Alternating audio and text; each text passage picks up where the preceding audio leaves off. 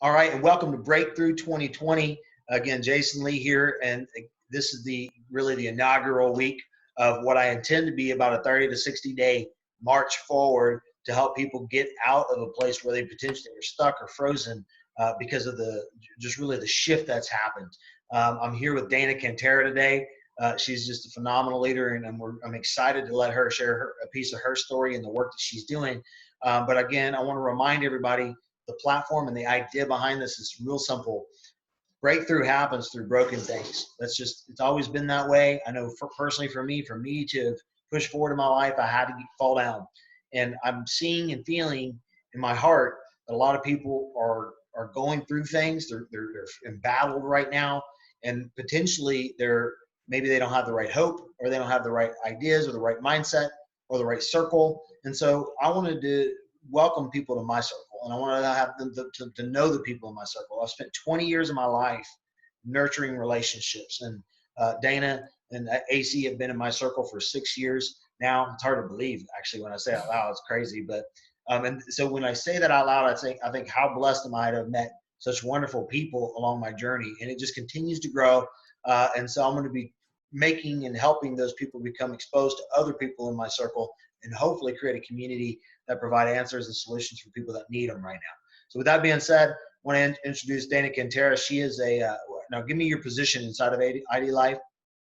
It's called a national presidential director, which means nothing. It means nothing. Let me introduce her the right way. So what she really is just a phenomenal person. Above all things, she's a phenomenal mother, leader of her household, just servant, and really an activist for wealth, and not wealth but health. And that's really both, because she helps people do both. But it's been amazing to see her journey and watch what they've done. And I've always been drawn to her and AC Kantara, her husband, and their team, and the work that they've done, because they've always been servant leaders. So I've literally watched people grow virtually through social media channels, and here in this pocket of the Southeast corridor of Houston, go from a part-time career to growing their career, and now living and working from home and having work-life balance. So it's cool to see that. And a lot of people, sometimes I think they shy away because they don't know the truth or how this stuff works. And so I said, you know what? I'm going to bring great people who are having success and let them tell their story. So Dana, why don't you give us a little backdrop? Tell us about, first of all, about your expertise, who you are, and then give us that backdrop, and then we'll talk about your company. Absolutely, I will. And thank you, Jason, for having me on and just for doing this. I think people having access to information, having access to people and networks is really one of the greatest things that we can provide for other people. You've always been an excellent connector, and through our relationship with you, we've definitely made connections that have really changed the trajectory and the speed of how fast we've gotten to where we've gotten. So thank you for just all the value that you add to the world, and for having me on. So it's interesting. We talk about, like feeling broken, feeling stuck, feeling frozen, because even though we are in a state of uncertainty, just with an economic, decline, it didn't take that for me to feel those feelings. And that's where I found myself 7 years ago, was feeling exactly those same emotions that you say. And so I think that it's just been amplified now with what is going on. But I think we all kind of get to that point, and looking back on it, those feelings were a blessing to me at the time, but they didn't feel like it. And so whatever you're feeling can be used for good, and can be used to propel you into action when you do feel, frozen otherwise. So that's where I was 7 years ago. And my history is I did everything right. I did everything society said to do. I was a good kid. I made good grades. I did really well in school. I didn't get into trouble. Paid my way through undergrad on a volleyball scholarship, went to graduate school, became a PA, and was practicing medicine. So I was doing all the things that somebody from the outside would say, well, that person is successful. That's what you should do. And that's kind of what I did. I always did what I thought I should do, and never really paid much attention to where my passion lied or why I was doing what I was doing. It was just, I always thought as a kid, doctors make a lot of money. I'm good in school. Let's put the two together and let's just follow that path. And so I found myself practicing medicine, doing what I thought was a lot of good for people, and really just had this paradigm shift in my thinking, both from a health standpoint and a wealth standpoint. And I'm glad we're kind of addressing those topics today, because I realized, one, I wasn't making people healthier with what I was trained to do, which was really frustrating for me. My desire was to teach people how to be healthy. And I was finding myself writing more and more drugs, and people weren't getting healthier. And that could be a whole nother topic, but that's kind of a dissatisfying when I thought I was going into a field to do one thing and I wasn't doing it. And then I also realized that although I was making good money, I've never been one that's been satisfied with good. I've always wanted great. And there was a cap on what I was gonna make, because that was always dictated by other people. There weren't people in my profession having endless opportunities to earn income. There was always a ceiling on it. And I think in most professions, there is a ceiling. And I got to a point to where that wasn't okay with me. It wasn't okay that people weren't getting healthier. And it wasn't okay that there was some outside force saying how much I could make or couldn't make.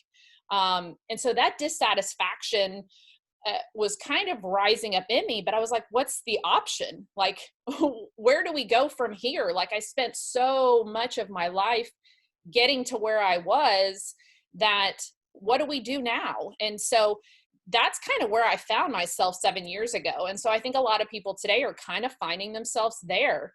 Like, I've worked so hard and I've done so many things, and all the steps that I've followed have gotten me to where I am now.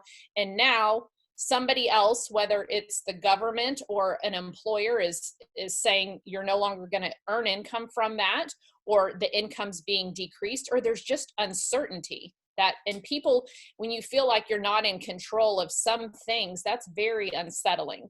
Mm-hmm. And so I can relate to that. And so I think that's where we find ourselves now. And where I kind of got into the profession I'm in now of being in direct sales was just meeting somebody who I was really drawn to. They were very magnetic people. They were very passionate about what they did. And sometimes I think we can be a little bit jealous of people that are so passionate about what they do, because the majority of the workforce is not passionate at all about what they do at all. And it really doesn't have to deal with how much money they're making. Like I said, I was making good money. But I had lost the passion. And that's a sad place to be. And so I had met these people, and honestly, that had just planted the seed. They were doing kind of what I wanted to do, but I didn't understand the profession. I didn't think that it was something people did for a living. I thought it was kind of a hobby of what people just, they stay at home and they're bored and this is what they do. So they had what I wanted, but it didn't click that I could do that, and I could do that as a profession. But I'll tell you, that seed was planted, and that seed grew really fast. I became more and more discontent at my job. And I think that's something to pay attention to. When discontent rises up in you, there is a reason for that. And I mean, 10 years before, I loved what I did. I absolutely loved it. And so this unsettling discontent, like there's got to be something more, that is something to listen to. And so if people that are watching this have that feeling like there's got to be something more, I've got to be meant for more, that's a time in your life to really consider pivoting. And that's what I did. And I did it towards direct sales. And I, just like any profession, it's definitely appealing to some and it's not for others. For me, it just made a lot of sense. And since then, it's allowed me to really help a lot of people and set up freedom and really legacy freedom for our family. So, that's where we find ourselves today. And I love being able to share that message, because I was very uninformed about the profession. And so I love just being able to inform people of the profession in general, because there is something out there for everybody. Well, it's interesting that you say that, because a lot of times companies have or people in society have kind of shunned that piece of the industry because of old school philosophical beliefs and things that led to it, and I think it's because it involved much more of a human component, right? Meaning, bad people go out and do a poor job leading, and then an industry gets a bad rap. But the reality is, Amazon, everything, we're watching it happen today. Commerce and business from home. I never hear anybody saying, "Oh, you sell stuff on Amazon? Ooh, I can't. How do you do that?" Like, no one ever says that, but that's what that is. It's selling products to the open market and providing value through arbitrage, meaning you buy it and there's a gap between what you sell it for and you make money. Well, here you provide a service and a value. You bring people together. You sell things and you make money.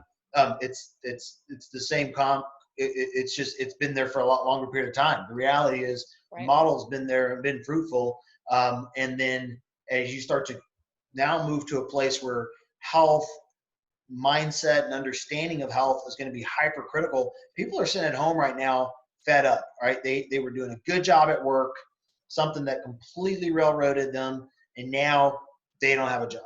And now they're going to be forced with this. How do I go back to work? Or maybe they were held accountable to being at work, and they're doing what you just described. They're miserable. They could go in and go out, and they say, "This is just not it. This can't be it." So I think you did a great job of sharing your story. You have such a wonderful story, because it's not like you were struggling and had to figure out how to make ends meet. So you did this part-time job at night, and you left a great career to build a legacy. That's a powerful statement. Now, tell us a little bit about your, ID life in general. So for someone that's considering this, why might ID life be a good fit for them?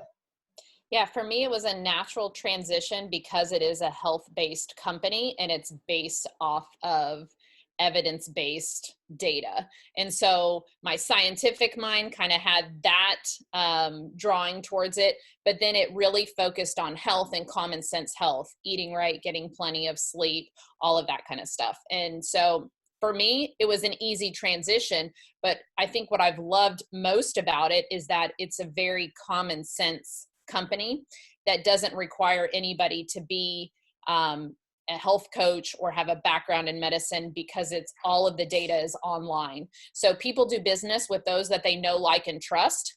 And so really, we've just kind of created a force of people that really have a desire to help others, to lead them to a website that kind of takes care of all of the science and figuring out what people need through an online health assessment. And then, of course, we sell typical consumable products that people are going to buy at the grocery store anyways. And what people really enjoy doing is supporting other people. And so it gives the consumer that option of, rather than buying from a big box store and not having a relationship to ask questions to, or get instructions from or support, we're now allowing an average person to go out there and market products that they believe in without requiring something on your resume or a background or an education status, and allow average people to make an income sharing these products with people that are going to be buying these products anyways. And so as long as you're with a company, that the company has integrity, you know that the products work, it's something that you believe in, and you would go out there and share it, you should be compensated for that. There is plenty of time where we are happy with a product that we will share it with all of our friends enthusiastically and not get a return on that social sharing. And so the reason why this model is so great is because you are being compensated for doing that. And then you also get to train others on how to do it, regardless of any type of background or experience. And so the one that I chose was a health company because it was all natural, non-GMO, gluten-free, soy-free. I mean, it really had those things that I believed in from a health standpoint. But pick something that you're passionate about, and I guarantee you there's going to be a direct sales company associated with it. And then you also have, I think the reason why more and more people are moving to this home-based model is the additional perks that come with it. So we talked about most people are unsatisfied with their job. Well, in this industry, you're networking with people that think like you. You're networking with people that are working on improving themselves every day. And you don't see that in the traditional workforce Absolutely that much. not. You know, you're not going to be earning trips and earning, car bonuses and some of the other kind of standard things that come along in this industry. But most importantly, you're not picking who you work with in a traditional job. Whereas here, you can actually go out and choose who you want to build this business with. And that's a nice perk, because when you're around pleasant people that think like you, just your average day is automatically elevated. And I'm not even saying that people have to like give up their jobs and do this full time, although there are people that chose to do that. But if you had those added perks, sometimes your regular job is a little bit more bearable when you have some of like these extra perks, but you also are decreasing the financial stress on your family because you have the opportunity to bring in additional income, whereas you wouldn't have had that before. And That's so, awesome. yeah, I mean, it's just, it's finding what works best for your passions. And health was a big passion of mine. So there's a couple things that I want to key in on as we get ready to wrap up. The first one that really jumped out for me, and there's two things that I heard you say I want to make sure we capture, right? First, you said your passion, right? So and that's part of the reason why I'm bringing people in from multiple platforms, with the hopes that somebody would find their passion and it would be a good fit. What I know and what I've historically learned is that if you chase the money, so if you're in a position where, hold on, my internet's acting funny. All right, woo. All right, dodged a bullet. But if you're in a position where you are saying, okay, I'm in bad times, let me scramble to find a way to make extra money. You will bounce from thing to thing to thing to thing because you're chasing some type of hustle, when reality, you should chase your passion and mirror the hustle to your passion, because it will give you the energy, the enthusiasm, the things to step up on the weekend, do that extra work around your other job, or do that extra thing. And then the second thing that I heard you say that really inspired me was, even if you intend on keeping your job, maybe this doesn't become your full-time, you're part of a community, right? You get to be on things and be around other people. If you go to work every day in an office and everybody is waiting to clock out of their life so they can clock back into work and clock out of work and then clock back into their life, and compartmentalize everything in such a way that their life literally is on autopilot. I picture these movies where robots just go in every day. Again, nothing wrong with that. That's the life that they choose. But sometimes you might be saying, there's got to be more. How do I engage? So one thing that I love about this model and every other model of entrepreneurship is, when you get in with a community of entrepreneurs and people who are driven and think like you do, you're going to grow. You're going to get better, and you're going to force yourself out of your comfort zone. You're going to find ways to constantly be pushing forward. And success doesn't mean you have to get rich doing it, but you can be wealthy through the people that you know, through being healthy and through engaging your lifestyle. So I love what you shared there. So as we get kind of ready to wrap up, if you had any good parting words, right? Something that you would enlist somebody who's potentially stuck right now, right? Maybe they're at the end of the rope. Maybe they're just, looking for, they're watching this for a reason, right? Something drew them to this conversation, and perhaps they need to have something spoken into them. So what would be that last thing you'd want to leave them with? I would say, pray for your eyes to be opened to where you are called to be. If you have that thing that is stirring inside of you, the worst thing you can do is just to suppress that and just go, well, that's the way it is. I think that kills more dreams than anything else. Well, this is just the way it is. This is the way it's always been in my family. this is an opportunity to break those generational curses of poverty. And it can be done. Now, owning your own business doesn't mean that you have to, jump out and make this massive financial investment. But for some, that is it, if you want to do it a traditional way. But let go of the excuses and follow your heart and your passion and be aware. So when your eyes are open, you are aware of the opportunities that are around you. It doesn't mean that necessarily the opportunities are more. It's that you're now aware to it. So if you're watching this and you feel something stirring inside of you, all you have to do from this point on is to be aware, because all of the connections that you need to make and the answers, they're already there. You've just been blinded to them. And so this is a perfect opportunity to pray for your eyes to be open, to look consciously for what is being said to you, and then just go. The greatest advice I can give you as an entrepreneur is you say yes first and you figure it out later. You don't have to figure this out, but whatever your heart is drawn towards, say yes to that and just go for it. The great thing about home-based businesses is you're not out a lot of money by just jumping in. And sometimes that's a bad thing because you don't stay committed, but go for something. Just go for wherever your passion is, because you'll never know. And what you don't want to do is 10, 20, 30, 40 years later go, man, I watched that video and I should have done something. I should have taken action on one of those videos that Jason did. And now here I am and I regret that. So be aware. Amen. And just take action. Well, I'm looking forward to, talking to AC about that, because one of the things I'm going to challenge him on is how do you push through the real characteristics of somebody who's going to be successful in entrepreneurship across multiple things, because I know he's been successful in multiple entrepreneurial ventures, and I think there's a reason behind that. Yeah.